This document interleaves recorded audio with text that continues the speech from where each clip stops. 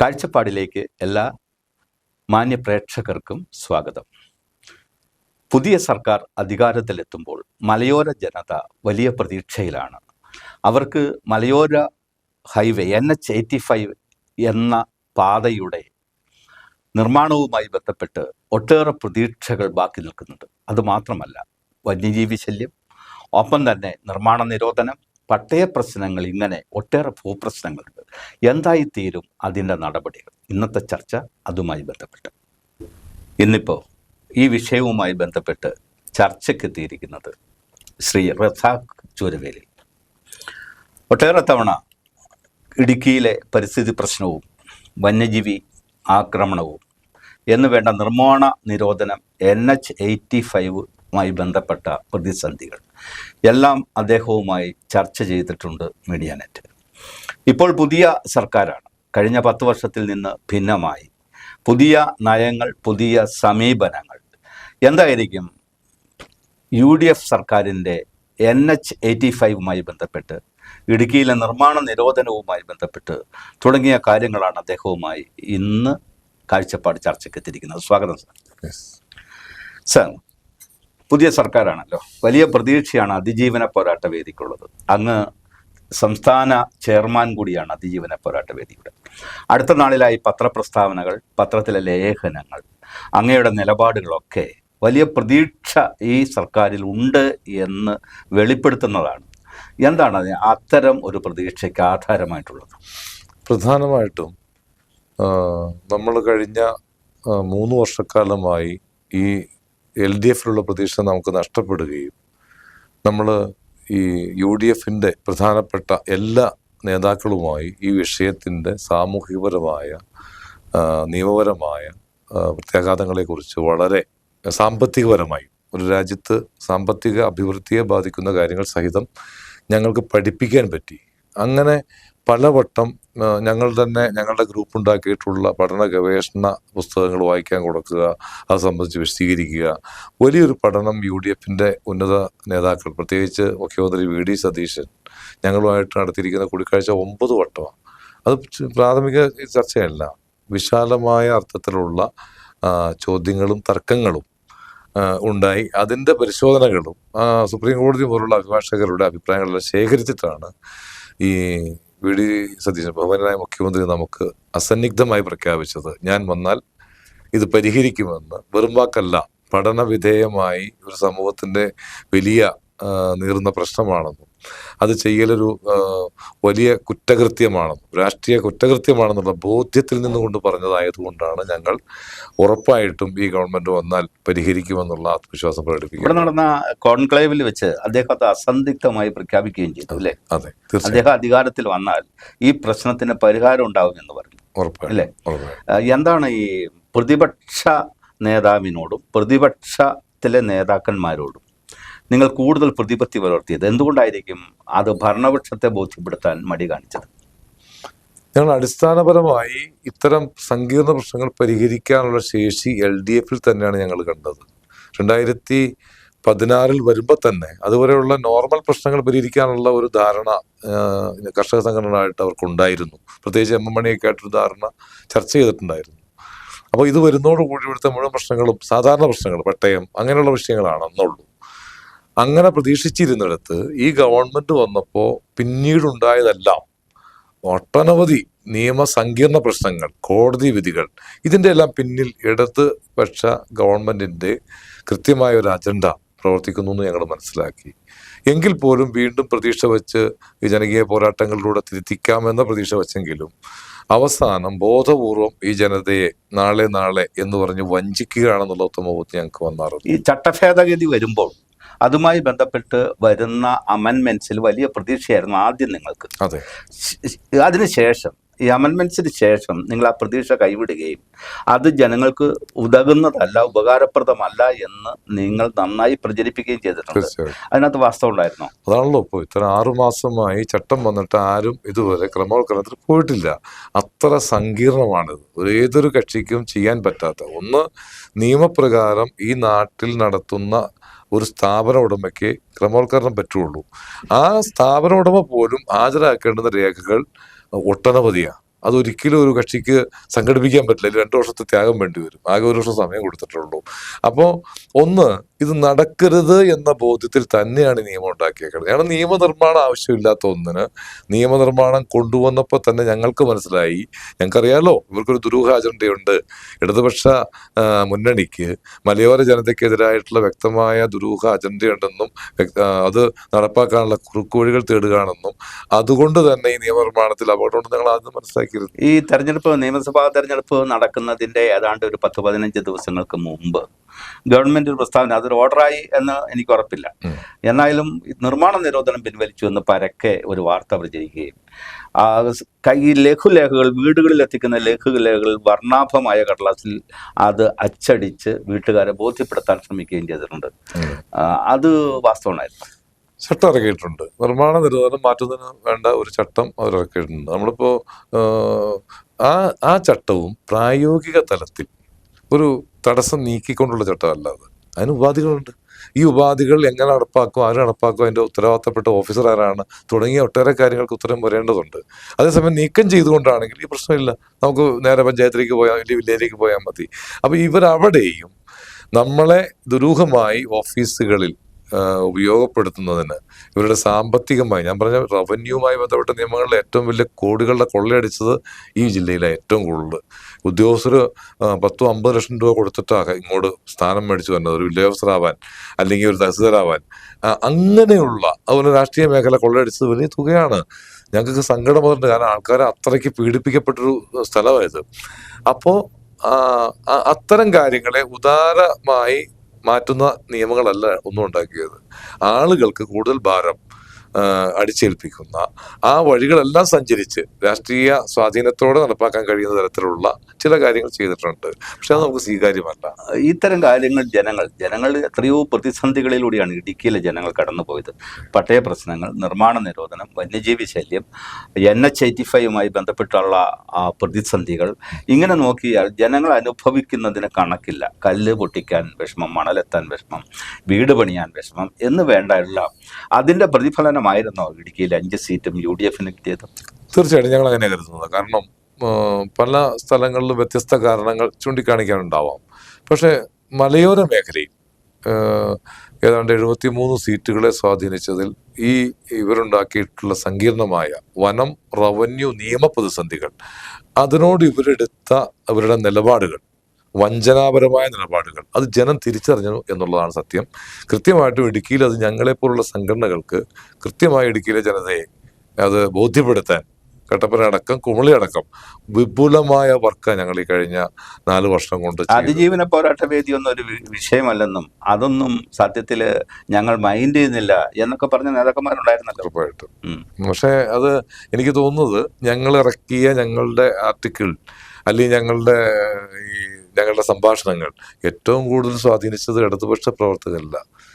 അവർക്ക് അവരുടെ ജീവിതം കളഞ്ഞുള്ള പാർട്ടിയുണ്ടോ? അങ്ങനെയൊന്നും ഇല്ലല്ലോ. അപ്പൊ ഞങ്ങൾ പറയുന്നതിലെ ന്യായാന്യായങ്ങൾ, ഞങ്ങൾ മുന്നോട്ട് വയ്ക്കുന്ന തെളിവുകൾ, അത് ഏറ്റവും കൂടുതൽ സ്വാധീനിക്കപ്പെട്ടത് ഇടതുപക്ഷ പ്രവർത്തകരിലാണ്. അത് പാർട്ടിയെ ഇപ്പോഴും വലിയ തോതിൽ വേട്ടയാടുന്നു തന്നെയാണ്. അല്ല, ഇത്രയും കാലത്തെ ഈ അനുഭവത്തിനിടയിൽ അങ്ങോട്ട് വളരെ വ്യക്തമായ ഒരു കാര്യം, സുതാര്യമായ ഒരു കാര്യം ചോദിക്കാനുള്ളത്, സത്യത്തിൽ ഈ ഇടതുപക്ഷ LDFന് ജനങ്ങളെ ദ്രോഹിക്കണമെന്നൊരാഗ്രഹമൊന്നും ഉണ്ടാവാൻ വഴിയില്ലല്ലോ. പക്ഷെ അവരെ ഇത്തരത്തിലേക്ക് ചിന്തിക്കാനും ഇത്തരത്തിലുള്ള പ്രവർത്തനങ്ങളിലേക്ക് നയിക്കാനും പ്രേരിപ്പിച്ച ഘടകം എന്തായിരിക്കും? എനിക്ക് തോന്നിയത് ഇനി പല വികാരങ്ങളുണ്ട്. ഒന്ന് ഫണ്ടുമായി ബന്ധപ്പെട്ടായിരിക്കണം. CPI പോലുള്ള പാർട്ടികൾ ഇത്തരം മാർഗങ്ങളിലൂടെയാണ് ഫണ്ട് കണ്ടെത്താനുള്ളൊരു വഴിയായിട്ടാണ് റവന്യൂവിനെ കാലാകാലം ഉപയോഗിച്ചതെന്നാണ് ഞങ്ങൾ മനസ്സിലാക്കുന്നത്. മറ്റൊന്ന്, പരിസ്ഥിതി ഫണ്ടുമായി ബന്ധപ്പെട്ട് സ്റ്റേറ്റിൽ ഒരു നിഗൂഢ സംഘം, ശരിക്കും മാഫിയ സംഘമായിട്ടാണ് ഞങ്ങൾ കാണുന്നത്. അവരുടെ ഇടപെടൽ പൊതുവെ കമ്മ്യൂണിസ്റ്റ് പാർട്ടി ഈ ഭൂ ഉടമകളോട് ലോകത്ത് ചരിത്രം 35-36 രാജ്യങ്ങളിൽ ഭരിച്ചിട്ടുണ്ട്. എൻ്റെ അറിവനുസരിച്ച് അവിടെ ഭൂ ഉടമകളെ എല്ലാം കൊന്നുകളയായിരുന്നു. 200 ലക്ഷം പേരെയാ റഷ്യയെ കൊന്നു എന്ന് ചരിത്രം രേഖപ്പെടുത്തിയേക്കാണ്. മാവോയും ഒക്കെ അങ്ങനെ തന്നെയാണ് അങ്ങനെ ചെയ്തേക്കാണ്. അപ്പൊ ഈ ഭൂ ഉടമകളോടുള്ള ഒരു വിരോധം അടിസ്ഥാനമാക്കിയാണ് കമ്മ്യൂണിസ്റ്റ് പാർട്ടി ലോകത്ത് വികസിച്ചത്. ഞാൻ കമ്മ്യൂണിസ്റ്റുകാരനായിരുന്നെങ്കിലും ഇത്തരം കാര്യങ്ങളൊന്നും നമുക്ക് അറിയുന്നില്ല. പക്ഷെ പഠിച്ചു കഴിഞ്ഞപ്പോൾ ഒരു കമ്മ്യൂണിസ്റ്റ് പാർട്ടിക്കാരൻ മൂത്തു കഴിഞ്ഞാൽ ഈ ഒരു വിരോധം ബൂർഷ. അത് ഈ ബൂർഷ എന്ന പദം പോലും വരുന്നത് അവിടെ നിന്നാണ്. അപ്പൊ ആ ഒരു വിരോധത്തിലേക്ക് വിനയവിഷം പോലുള്ള മറ്റു വിദേശ രാജ്യങ്ങളിലൊക്കെ പോയി പരിശീലനം നേടിയ കമ്മ്യൂണിസ്റ്റുകൾ ഉണ്ടായിരുന്ന ഈ സാധാരണ ഭാഷയിൽ പറഞ്ഞാൽ ഈ സമ്പത്തുള്ളവന്റെ സമ്പത്ത് കണ്ടിട്ട് അത് നമ്മുടെ അധ്വാനത്തിൽ നിന്ന് അവനുണ്ടാക്കിയതാണ്, നമ്മുടെ വേർപ്പാണ് അതെന്നും അവനെ പറഞ്ഞ് പഠിപ്പിച്ച് അവനോടൊരു കലാപകലുഷിതമായ ഒരു അന്തരീക്ഷം ഉണ്ടാക്കി അവനെ വിരോധം ഉണ്ടാക്കി അവനെ ഇല്ലാതാക്കുക എന്നുള്ളത്. കടുത്ത വെറുപ്പ്.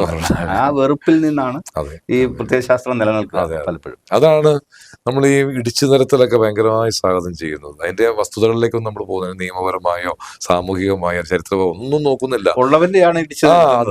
അപ്പൊ ഇല്ലാത്തവരത് കാണുമ്പോൾ ഉണ്ടാകുന്ന ഒരു സുഖമുണ്ട്. ആ സുഖം ഉണ്ടാക്കിയെടുത്തത് പലപ്പോഴും അതിന്റെ ഒരു പ്രവർത്തനം, അതിനെ പ്രവർത്തനം എന്നോ പ്രതിപ്രവർത്തനം എന്നൊക്കെ പറയാം, മനസ്സിനെ അതിനെ നന്നായി ഉപയോഗിക്കാൻ കമ്മ്യൂണിസ്റ്റ് പാർട്ടിക്ക് അറിയാം. അതാണ് തീർച്ചയായിട്ടും അതിലേക്ക് നമുക്ക് വരാം. അപ്പം ഞാൻ പറയാൻ വന്നത്, ഈ ഗവൺമെന്റിന്റെ കഴിഞ്ഞ 10 വർഷത്തെ ഗവൺമെന്റുമായി നയപരമായി വളരെയേറെ വ്യതിരിക്തതയുണ്ട്, വ്യത്യാസമുണ്ട്, കാര്യം സംശയമില്ല. ഗവൺമെന്റ് അധികാരത്തിൽ വന്നതിന് ശേഷം മുഖ്യമന്ത്രിയെ കാണാൻ കഴിഞ്ഞു? ഞങ്ങള് ഇപ്പൊ ചെയ്തിരിക്കുന്നത് ഒന്ന് ഞാൻ പറഞ്ഞല്ലോ, പ്രകടന പത്രിക ഈ നമ്മളുടെ ഇടുക്കിയുടെ മുഴുവൻ പ്രശ്നങ്ങളും പരിഹരിക്കുന്ന തരത്തിലുള്ള കാര്യങ്ങൾ ചേർത്തുകൊണ്ടാണ് UDF പ്രകടന പത്രിക ഇറക്കിയത്. ഇപ്പോൾ മുഖ്യമന്ത്രിയുടെ ഞങ്ങൾ പോയി തിരുവനന്തപുരത്ത് പോയി ഇവരെല്ലാവരെയും ഒരു വട്ടം കണ്ടിട്ടുണ്ട്. പക്ഷെ അതിനേക്കാൾ പ്രസക്തമായി നമ്മൾ കാണുന്നത് ഇപ്പോൾ UDF ഗവൺമെന്റ് ഓരോ ഇപ്പോൾ റവന്യൂ, ഫോറസ്റ്റ് ഓരോ വകുപ്പിലും ഈ പ്രകടന പത്രിക എന്ത് മുന്നോട്ട് വെച്ചോ അത് ഷെയർ ചെയ്യപ്പെട്ടു. 100 ദിവസം സമയം കൊടുത്തിരിക്കുക. ഈ 100 ദിവസം കൊണ്ട് വലിയ ഫണ്ടുകൾ വേണ്ടാത്ത എളുപ്പത്തിൽ തീർക്കാവുന്ന കാര്യങ്ങൾ തീർക്കുക എന്നുള്ളതാണ് അവർ ലക്ഷ്യമിട്ടിരിക്കുന്നത്. ഇപ്പോൾ അത് സംബന്ധിച്ച് ചില ആശയങ്ങൾ പങ്കുവയ്ക്കുന്നുണ്ട്. ഇപ്പോൾ വനം മന്ത്രി ഞങ്ങളെ വിളിച്ചു, ഞങ്ങൾ പോയി ഒരു വലിയ ചർച്ച ഇപ്പം ചെയ്ത് കഴിഞ്ഞു.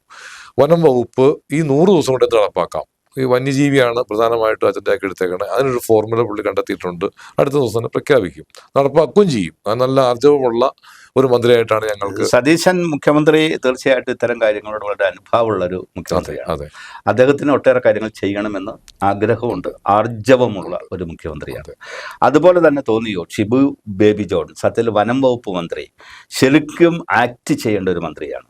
അദ്ദേഹത്തെ സംബന്ധിച്ച് എന്താണ് അഭിപ്രായം കരുതുന്നത്? ഞങ്ങളെ അത്ഭുതപ്പെടുത്തുന്ന ഒരു മന്ത്രിയാണ്. കാരണം ഒരു ഭയത്തോടെയാ കൊല്ലം ആലപ്പുഴക്കാരൊക്കെ മന്ത്രിയാകുക എന്ന് പറയുമ്പോൾ, പ്രത്യേകിച്ച് മലയോരക്കാരനെ ബാധിക്കുന്നത് വരിക എന്ന് പറയുമ്പോൾ ഞങ്ങൾ ഭയത്തോടെ കാണണം. കാരണം ഒരു തെറ്റായ പരിസ്ഥിതി ബോധം, ഒരു ചരിത്രബോധം ഇല്ലായ്മയൊക്കെ വരുമ്പോൾ ഇവർ നമ്മളെ ഉപദ്രവിക്കുന്ന മൈൻഡാണ് ഇതുവരെ കണ്ടേക്കണത്. പക്ഷെ ഷിബു ബേബി ജോണിൽ ഞങ്ങൾ മുൻകൂട്ടി കണ്ട ഒരു മനോഭാവമല്ല.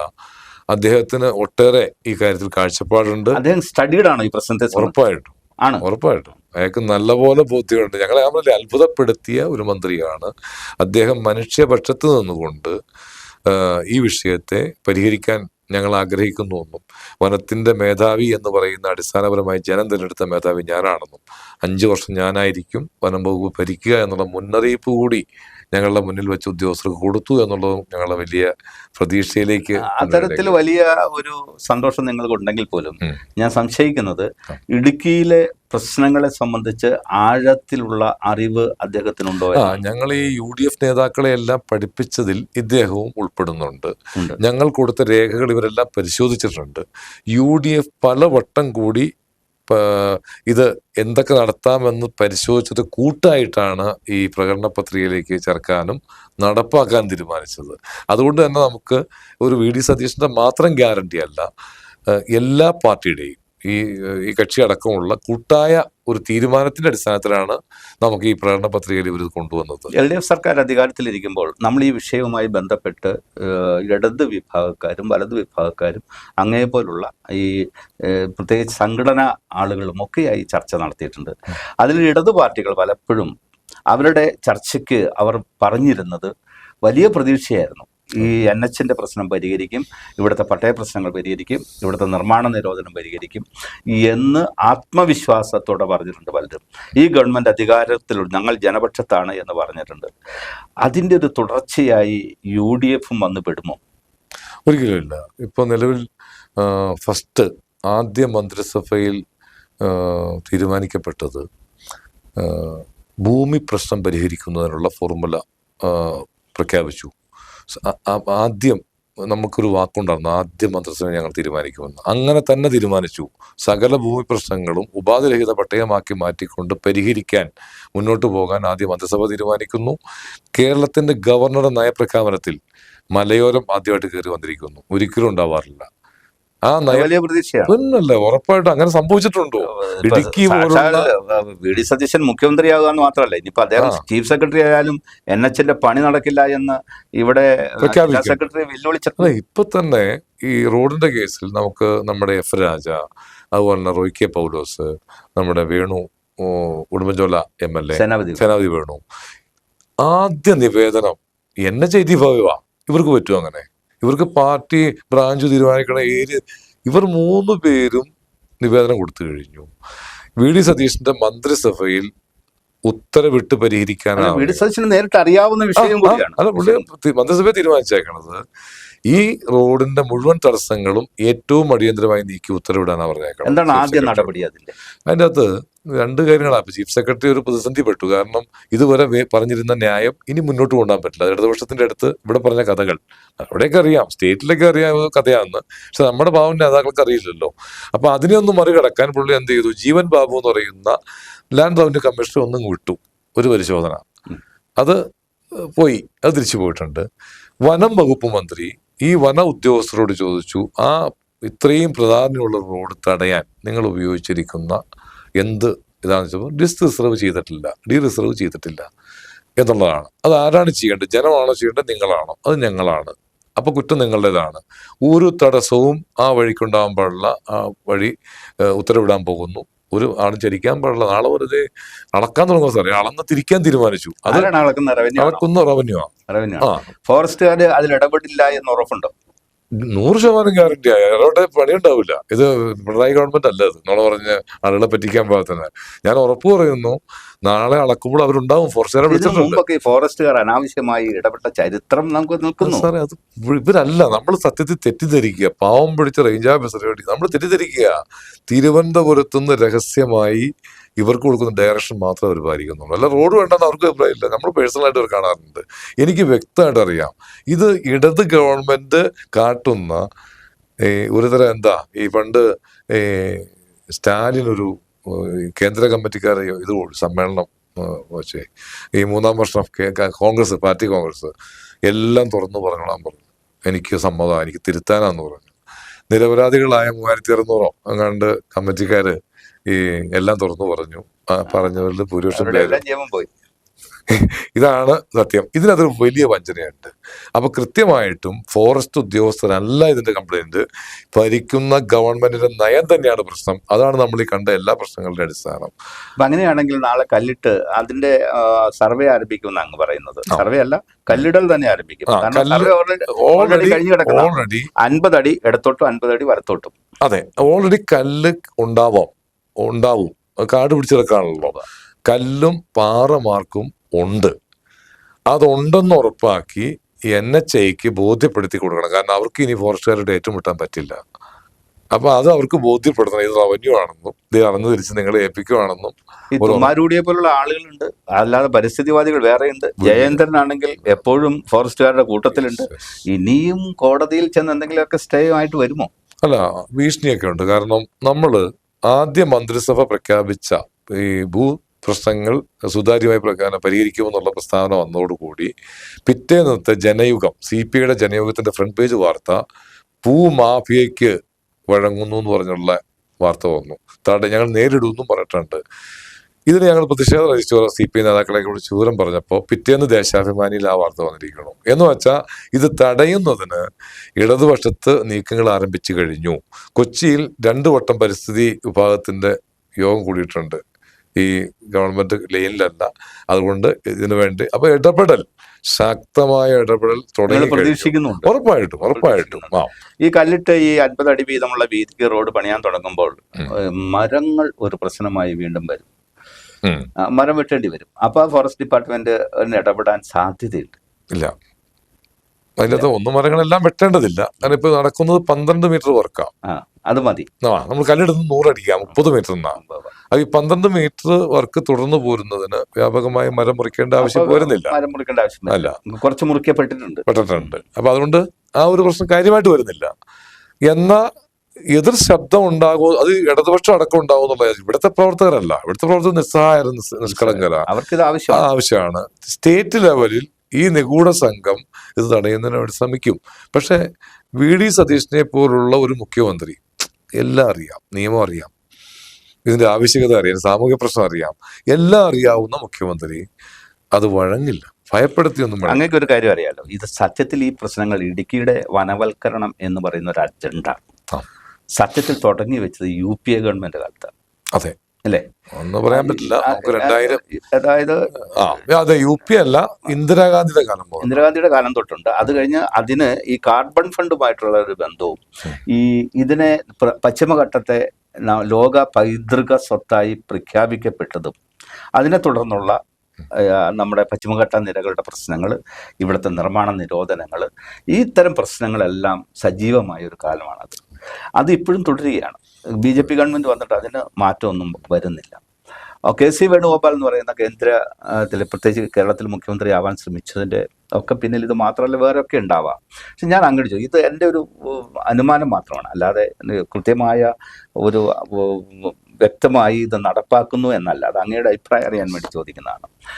കേരളത്തിൽ സാഹിത്യത്തിൽ മന്ത്രിസഭാ രൂപീകരണത്തിൽ സണ്ണി ജോസഫ് KPCC പ്രസിഡന്റായിരുന്നു റവന്യൂ മന്ത്രിയായി നിശ്ചയിക്കപ്പെട്ടത്. അങ്ങനെയായിരുന്നു നിശ്ചയിക്കപ്പെട്ടോ എന്ന് ചോദിച്ചാൽ വേണമെങ്കിൽ അതിനെ എതിർക്കാറെങ്കിൽ, പക്ഷെ അങ്ങനെയായിരുന്നു വാർത്ത പരന്നത്. അദ്ദേഹം ഒരു മലയോര ജില്ലയുടെ ആളാണ്.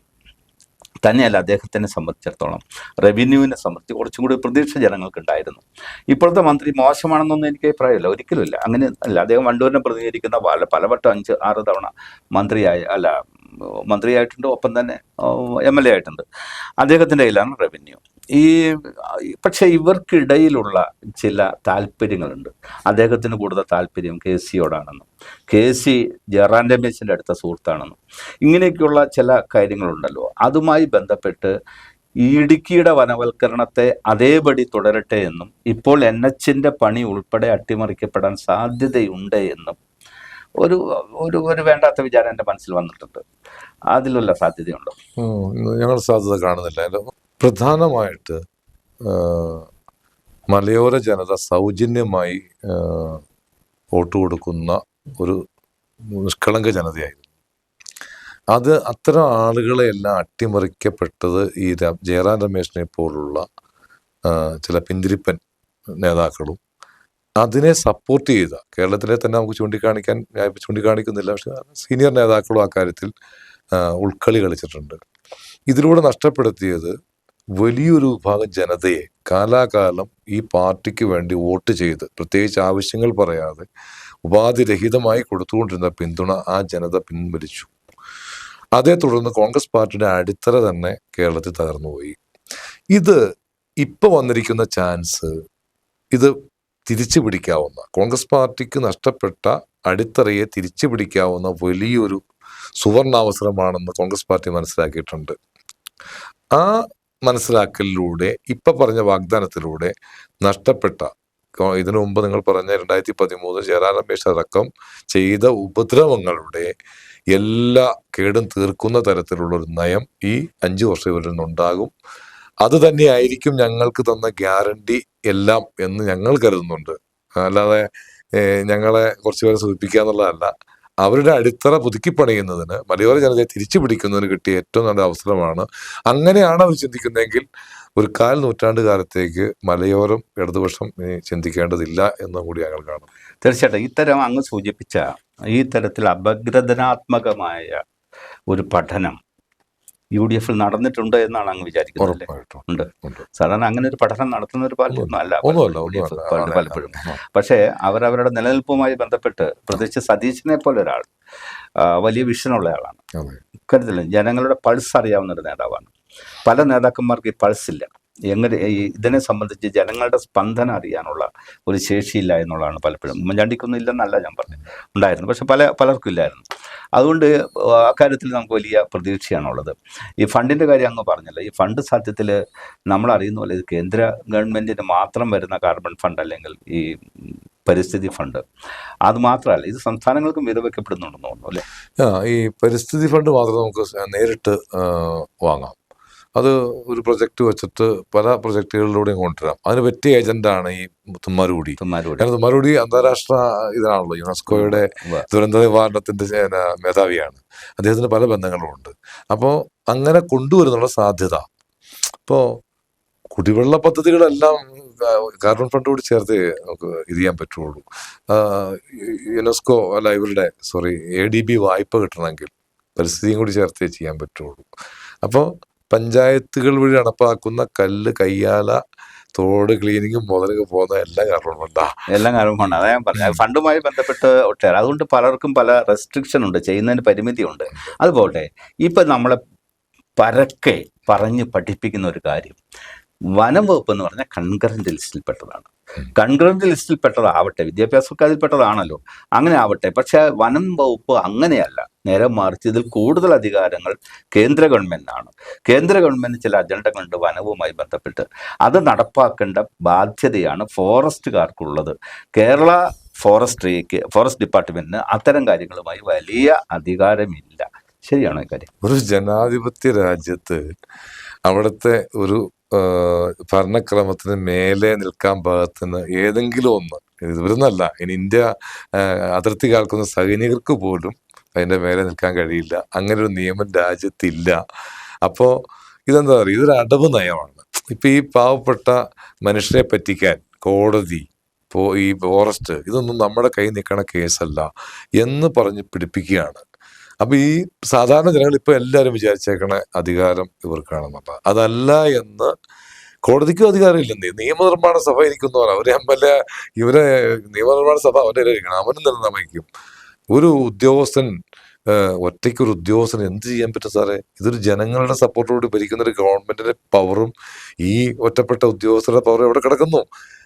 അപ്പൊ അങ്ങനെ ഉണ്ടെങ്കിൽ 88 കാര്യങ്ങൾ കൺകറന്റ് ലിസ്റ്റാ. വിദ്യാഭ്യാസം അതെ, ആരോഗ്യം അതെ, അങ്ങനെ എല്ലാം നിങ്ങൾ എടുത്തോ, ഒരുപാട് കൺകറന്റ് ലിസ്റ്റ് ഉണ്ട്. അത് പൊതുവായി രാജ്യത്ത് സ്വീകരിക്കേണ്ട നയം സംബന്ധിച്ചുള്ള നിയമങ്ങൾ അതിൻ്റെ അകത്ത് ഉണ്ടാവുള്ളൂ. ബാക്കി നടപ്പാക്കലോ അതിന്റെ മറ്റു രീതികളെല്ലാം സംസ്ഥാന ഗവൺമെന്റാ. ഇപ്പൊ ഒരു 100 ഏക്കർ വനം വേറെ ആവശ്യത്തിന് മാറ്റി ഉപയോഗിക്കണമെങ്കിൽ കേന്ദ്ര സാങ്ഷൻ വേണ്ടി വരും. വനത്തിന് പുറത്തുള്ള കാര്യം റവന്യൂ ആണോ ഫോറസ്റ്റാണെന്ന് വിചാരിക്കുന്നത് കേന്ദ്ര. അതാ പറയാം, ഒരു വലിയൊരു കള്ളക്കഥ ഉണ്ടാക്കുന്നു. അതുപോലെ തന്നെ ബഫർ സോൺ നിർണ്ണയിക്കുന്നു കേന്ദ്രമല്ല, നമ്മൾ ആവശ്യപ്പെടുക 1 കിലോമീറ്റർ ബഫർ സോൺ ഞങ്ങൾക്ക് വേണം. അതിൻ്റെയൊക്കെ പിന്നിൽ ഫണ്ടുണ്ട്. 1 കിലോമീറ്റർ ബഫർ സോൺ കൊണ്ടുവന്നാൽ ഇവർക്ക് വേറെ നേട്ടങ്ങളുണ്ട്. അതാണ് അതിന്റെ വിഷയം. അതാണ് ഗവൺമെന്റ് അത്തരം നയങ്ങളിലേക്ക് തിരിഞ്ഞു പോകാനുള്ള കാരണങ്ങൾ. ഈ നമുക്കിപ്പോ ഇത് മാത്രമല്ല, ഇപ്പൊ NH85 ബന്ധപ്പെട്ട അതിജീവന പോരാട്ട വേദി എടുത്തിരിക്കുന്ന റിസ്ക് നിസ്സാരമല്ല. നിങ്ങൾ വലിയ ഉത്തരവാദിത്വം അതുമായിട്ട് എടുത്തിട്ടുണ്ട്. അത് നടപ്പാക്കുമെന്നാണ് നിങ്ങളുടെ പ്രതീക്ഷ. അതിനോടൊപ്പം തന്നെ നമ്മുടെ നിർമ്മാണ നിരോധനം, ഈ 8 വില്ലേജുകളിലെ പ്രശ്നങ്ങൾ, ഒപ്പം തന്നെ പ്രധാനമായിട്ടും നമ്മൾ നേരിടുന്ന വന്യജീവി ശല്യം, പട്ടയ പ്രശ്നം, ഈ ബഫർ സോണിന്റെ പ്രശ്നം, റെഡ് സോണിന്റെ പ്രശ്നം, ഇങ്ങനെ നോക്കിയാൽ ഒട്ടേറെ പ്രശ്നങ്ങളുണ്ട്. ഈ പ്രശ്നങ്ങൾക്കെല്ലാം ഏതാണ്ട് ഒരു പരിഹാരം കാണുമെന്ന് അങ്ങ് കരുതുന്നു. തീർച്ചയായിട്ടും കാണും. അതിൻ്റെ ആദ്യ സ്റ്റെപ്പ് നൽകാം, നമുക്കൊരു കുറച്ച് ടൈം വേണ്ടി വരും. ഒന്ന്, ഏറ്റവും അടിയന്തരമായി 3 മാസത്തിനകം തന്നെ ഇവരുണ്ടാക്കിയ ഈ കരി നിയമങ്ങൾ റദ്ദാക്കി ആളുകൾക്ക് അവന്റെ ഭൂമി സുരക്ഷിതമായി ഉപയോഗിക്കാനുള്ള, അവനക്ക് ചന്ദനം നടാനോ ഈട്ടി വെക്കാനോ തേക്ക് വെക്കാനോ വെട്ടാനോ അങ്ങനെയുള്ള ഇവരുടെ കൊണ്ടുവന്ന കരി നിയമങ്ങളുടെ മുഴുവൻ നിയന്ത്രണങ്ങളും എടുത്തു മാറ്റുക എന്നുള്ളതാണ് ഒന്നാമത്തെ നമ്മുടെ അജണ്ട. റോഡ് ഒരു സംശയമുണ്ട്, വെട്ടരുത് എന്ന് പറയുന്നില്ല, എന്ത് ന്യായമാണുള്ളത് നമുക്കിപ്പോഴും മനസ്സിലാവണില്ല അല്ലേ? അത് അവിടെ നിന്ന് പൂതലിച്ചു പോവുകയാണ്, തീർന്നു പോവുകയാണ്. അത് വെട്ടി ജനങ്ങൾ ഉപയോഗിക്കട്ടെ, നമുക്ക് ഉപയോഗിക്കാൻ നമുക്കണ്ട് ഇറക്കുമതി ചെയ്യാം നമ്മൾ. അത് വെറുതെ നിന്ന് ഇല്ലാതായി പോകുന്നു. അതെന്തോ ഈ കഞ്ചാവ് പോലെ കാണേണ്ട പ്രശ്നമാണോ സത്യത്തിൽ? എന്റെ ഭൂമിയിൽ ഞാൻ സ്വർണ്ണ വില കൊടുത്തു വാങ്ങിയ എന്റെ ഭൂമിയിൽ ഞാൻ നടുന്ന വസ്തു എനിക്ക് വിൽക്കാൻ പാടില്ല, വാഴക്കൊല വിൽക്കാം. എന്ത് യുക്തി ആണ് ഇവർ ചെയ്യുന്നത്? അപ്പൊ എന്താണ് ഓർക്കുന്നില്ലേ, ഞാനൊക്കെ പഠിച്ചു നടന്ന കാലഘട്ടത്തിൽ എന്റെ വീട്ടിലെ കാപ്പിക്കുരു വിൽക്കാൻ പറ്റില്ലായിരുന്നു, വിൽക്കാൻ പറ്റില്ലായിരുന്നു. അത് കോഫി ബോർഡിൽ അടച്ച് നിസാര പൈസ വേണം, വല്ലപ്പോഴും അതിന്റെ ബോണസ് പോയി വാങ്ങി ജീവിക്കേണ്ട അവസ്ഥയല്ലായിരുന്നു. അപ്പൊ നമ്മൾ ഉദ്ദേശിക്കുന്ന ഒന്ന്, നിർമ്മാണ നിരോധനം ഫസ്റ്റ് റൗണ്ട് മാറ്റിയിരിക്കും. റോഡിന് സംശയിക്കേണ്ട, ഈ അടുത്ത ദിവസം തന്നെ അതിന്റെ കാര്യങ്ങൾ വരും, ഞങ്ങൾ ഗ്യാരണ്ടി പറയുന്നു. NH-85 ആണ് ഫസ്റ്റ് അജണ്ട, അത് ഓക്കെ ആണ് ഞങ്ങളുടെ അഭിപ്രായത്തിൽ. ബാക്കി നിങ്ങൾക്ക് കാണാൻ പോകുന്നതാണല്ലോ. മറ്റൊന്ന്, നിർമ്മാണ നിരോധനം നീക്കം ചെയ്യുക. മറ്റൊരു പ്രധാനപ്പെട്ട അജണ്ട ഫോറസ്റ്റും റവന്യൂവും തിരിക്കുക. ഫോറസ്റ്റിന് എത്രയാണെന്ന് അതെടുത്തോട്ടെ, അത് ജെണ്ട കെട്ടി തിരിച്ച് വിട്ടോളണം വണ്ടി. പിന്നെ ഇവന്റെ ഞങ്ങളുടെയാണ് സാർ 1.5 ലക്ഷം കേസാണ് നടക്കുന്നത്. ഇവർ തർക്കം വയ്ക്കും, സാറിന്റെ സ്ഥലം എന്റെയാന്ന് പറയും. എന്തിനാ, 60 വർഷമായില്ലേ ഡിപ്പാർട്ട്മെന്റ് ഉണ്ടാക്കിയിട്ട്. ഈ ഗവൺമെന്റ് സെക്രട്ടറി അവിടെ പോയി കോടതിയുടെ മുന്നിൽ ഒന്നും പറയേണ്ട കാര്യമില്ലേ ഉള്ളൂ, അത്രേ ഉള്ളൂ, അതല്ലേ ഉണ്ടായിരുന്നുള്ളൂ. അല്ലെങ്കിൽ ഇത് 6 മാസം മുമ്പേ പണി തീരേണ്ടതല്ലേ, പണി തീർന്നു പോകേണ്ടതാണ്. പക്ഷെ അതിനാണ് അങ്ങ് അറിയേണ്ട ഒരു കാര്യം, അതേ ഗവൺമെന്റ് സെക്രട്ടറി ഇപ്പോഴും തുടരുകയാണ്. ഇല്ല, നമുക്ക് ചീഫ് സെക്രട്ടറി ജൂൺ 30 വരെ ഉള്ളൂ, അത് കഴിഞ്ഞാൽ റിട്ടയർഡ് ആവുകയാണ്.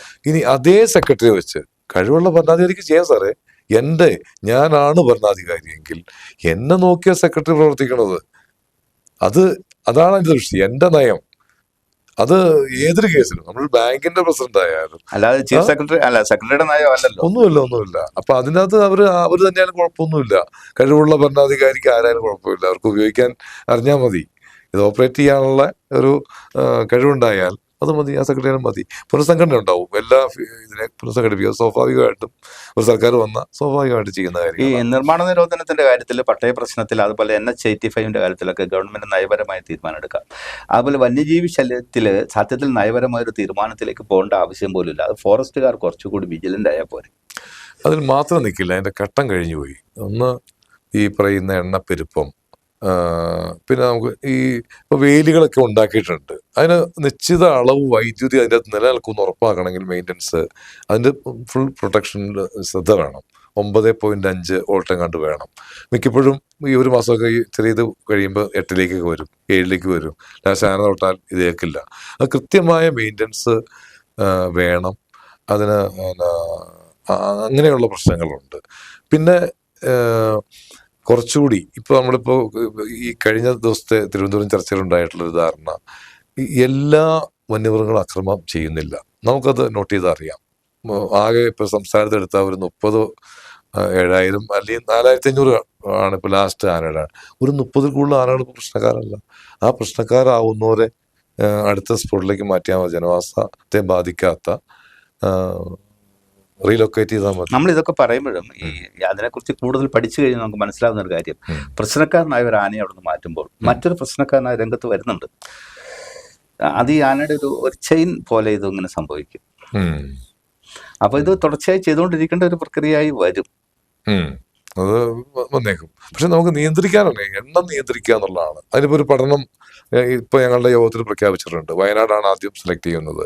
ക്യാരിയിങ് കപ്പാസിറ്റി, എത്ര ഹെക്ടർ ഭൂമിയുണ്ട്, എത്ര വന്യമൃഗങ്ങളുണ്ട്, ആ വന്യമൃഗങ്ങൾക്ക് ശാസ്ത്രീയമായി ജീവിക്കാൻ എത്ര ഇടം ആവശ്യമുണ്ട് തുടങ്ങിയുള്ള പരിശോധന ഇപ്പൊ പ്രഖ്യാപിച്ചു കഴിഞ്ഞിട്ടുണ്ട് ഈ കഴിഞ്ഞ മീറ്റിംഗിൽ. സമയത്തിന്റെ പരിമിതി കാരണമാണ് നമ്മുടെ സമയം ഏതാണ്ട് അവസാനിക്കുകയാണ്. അപ്പൊ ഇടുക്കിയെ വനവൽക്കരിച്ചേ അടങ്ങൂ എന്ന ഒരു അജണ്ടയിൽ നിന്നും UDF ഗവൺമെന്റ് പിന്നോട്ട് പോയേക്കും. കാരണം UDF ഗവൺമെന്റ് അങ്ങനെ ഒരു അജണ്ട ഇല്ലായിരുന്നു. അതുകൊണ്ട് പറയുന്നത് തെറ്റിദ്ധരിക്കണ്ട. പൊതുവായ ഒരു അജണ്ട, പൊതുവെ ജനങ്ങൾക്കിടയിൽ ഒരു തോന്നലുണ്ടായിട്ടുണ്ട്. അല്ലെങ്കിൽ കുറച്ച് സ്റ്റഡീഡ് ആയ ആളുകൾ, ഇതിനെക്കുറിച്ച് പഠിക്കുന്ന ആളുകൾക്കിടയിൽ എന്തായാലും ഇടുക്കിയിൽ നിന്ന് കുറേ ആളുകളെ കുടിയിറക്കും, അക്കാര്യത്തിൽ സംശയം വേണ്ട. കാരണം ഇടുക്കി വനവൽക്കരണവുമായി ബന്ധപ്പെട്ട് കുറെ കൂടി വിപുലമായ വനത്തെ വെച്ച് പിടിപ്പിക്കുന്ന മേഖലയായി മാറുമെന്നും എന്നാൽ ടൂറിസത്തെ പ്രൊമോട്ട് ചെയ്യപ്പെടുമെന്നും ഒക്കെ വിചാരിക്കുന്ന ആളുകൾ ധാരാളം നമ്മുടെ നാട്ടിലുണ്ട്. UDF ഗവൺമെന്റ് അത്തരം പദ്ധതികൾ കൂട്ടുനിൽക്കില്ല എന്ന് തന്നെയാണോ വിശ്വാസം? സർ, ഉറപ്പായിട്ടും നിൽക്കില്ലെന്ന് മാത്രമല്ല, ഇടുക്കിക്ക് നിലനിൽക്കുന്ന ഈ പറയുന്ന സങ്കീർണമായ നിയമക്കുരുക്കുകൾ വളരെയേറെ ഭംഗിയായി ഇത് അവസാനിപ്പിക്കും. അതിനുള്ളൊരു പദ്ധതി അവരുടെ കയ്യിലുണ്ട്. അതിന് ആർജവമുള്ള മുഖ്യമന്ത്രിയുണ്ട്. അതിനോട് യോജിക്കുന്ന UDF നേതാക്കളാണ് ഇപ്പോൾ സ്റ്റേറ്റിലുള്ളത്.